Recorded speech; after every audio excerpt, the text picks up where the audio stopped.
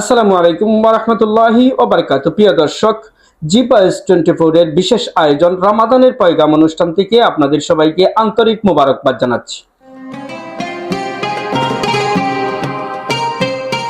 আমাদের আজকের আলোচ্য বিষয় হচ্ছে যাকাতের বিধান কি, কত সম্পদের মালিক হলে যাকাত দিতে হবে।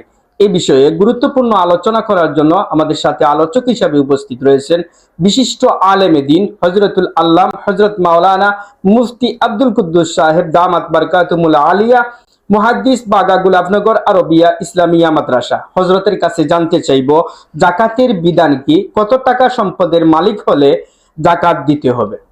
نحمده ونصلي على رسوله الكريم أما بعد قال الله تعالى وأقيموا الصلاة وآتوا الزكاة واركعوا مع الراكعين।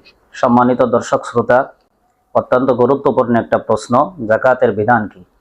এই যাকাত আমাদের উপর আল্লাহ রাব্বুল আলামিন ফরজ করেছেন যারা সম্পদশালী তাদের জন্য। এটা সাধারণ কোনো ইবাদত নয়। আমাদের সমাজের মানুষ এই যাকাত নিয়ে অত্যন্ত অবহেলা করে। আমাদেরকে বুঝতে হবে যে যাকাতটা ওই রকম ভাবে ফরজ যেরকম ভাবে আমাদের উপর নামাজ ফরজ।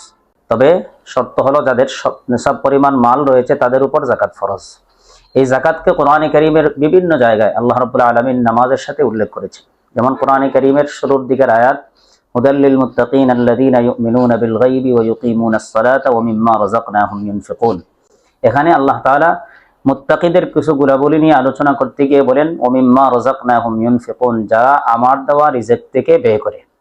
এই ব্যয় করার অর্থটা ব্যাপক, ইনফাকের অর্থটা ব্যাপক, কিন্তু এই আয়াতের তাফসীরের মধ্যে এসেছে যে এখানে ইনফাক বলতে উদ্দেশ্য হলো যাকাত। কেন যাকাত উদ্দেশ্য? এর কারণ বর্ণনা করতে গিয়ে মুফাসসিরিনে কেরামরা বলেন তার কারণ হলো যে এখানে নামাজের সাথে ইনফাকের কথা উল্লেখ করা হয়েছে। নামাজের সাথে ইনফাকের কথা উল্লেখ করা মানে হলো এখানে যাকাত উদ্দেশ্য। কেননা যাকাত হলো শাকিকাতুহা, নামাজের শাকিক যেটাকে বলা হয়, নামাজের সমকক্ষ একটা বিষয়। তো যাই হোক, যাকাত ইসলামের অত্যন্ত গুরুত্বপূর্ণ একটা বিধান, ফরজ বিধান। রাসূল করিম সাল্লাল্লাহু আলাইহি ওয়াসাল্লাম সাহাবায়ে কেরাম থেকে যাকাত উসুল করেছেন।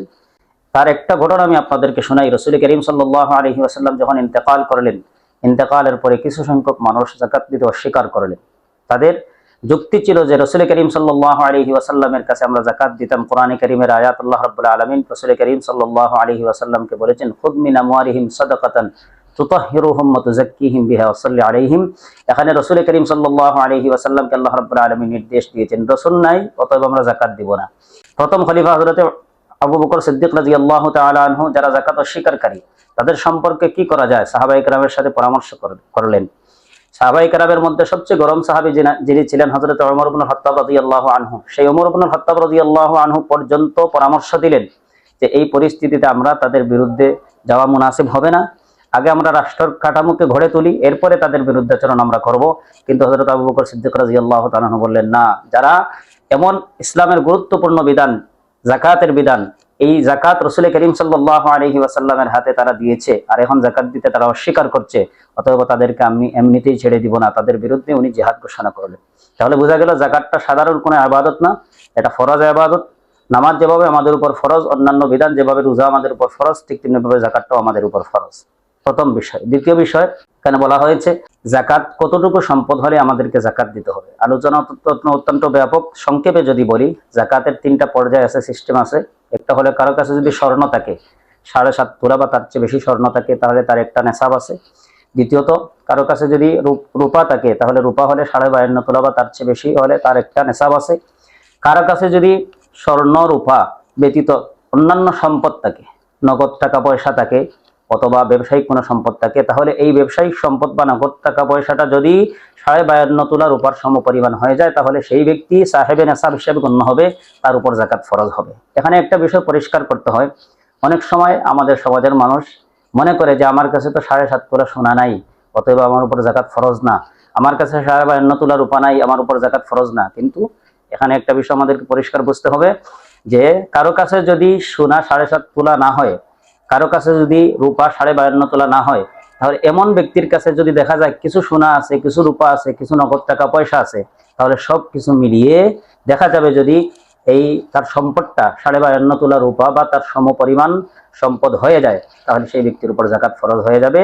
তবে যাকাতের জন্য আরো কিছু শর্ত আছে। একটা শর্ত হলো হাওলানে হাউল হওয়া, অর্থাৎ পুরা 1 বছর এই মাল তার কাছে থাকা প্রথম যেই ব্যক্তির উপর জাকাত ফরজ হবে তার জন্য শর্ত, আর একটা নির্ধারিত তারিখ করা, সেই নির্ধারিত তারিখে গিয়ে যদি দেখা যায় যে তার কাছে নেশাব পরিমাণ মাল আছে, তাহলে তার উপর জাকাত ফরজ হয়ে যাবে। আল্লাহ রাব্বুল আলামিন আমাদের প্রত্যেককে যারা সাহেবে নেশাব সম্পদশালী এই জাকাতের বিধানটাকে গুরুত্ব সহকারে আদায় করার তৌফিক দান করুন, আমিন। প্রিয় দর্শক, এতক্ষণ যাবৎ হযরতের কাছ থেকে তথ্যবহুল আলোচনা আমরা শুনছিলাম। জাকাত একটি ফরজ বিধান। আসুন আমরা জাকাত প্রদান করি এবং ইবাদতটাকে পরিপূর্ণ করি। পরবর্তী অনুষ্ঠান দেখার আমন্ত্রণ জানিয়ে এই মুহূর্তে বিদায় নিচ্ছি। আসসালামু আলাইকুম ওয়া রাহমাতুল্লাহি ওয়া বারাকাতুহু।